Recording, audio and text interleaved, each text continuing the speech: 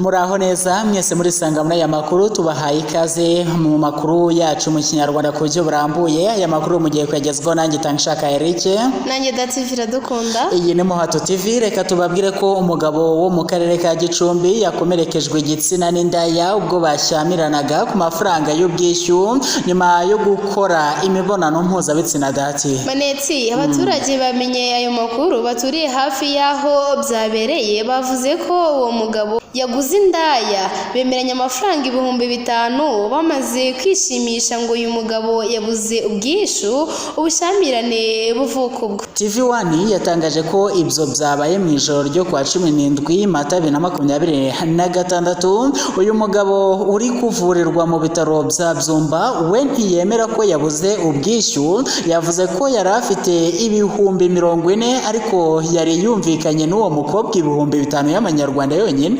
Manetsi, ubwo yaragiye kwishura ngo uyu mukobwa yahise abona ko afite andi mafaranga birangira amusabye ko yamwongerera akamwishyura 10,000 by'amafaranga y'u Rwanda.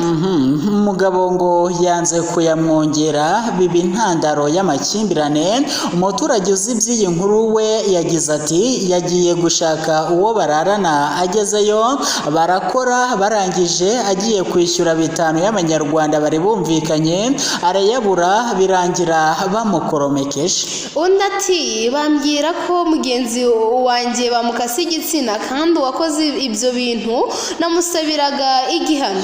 Ati ndanamusabira igihano rwose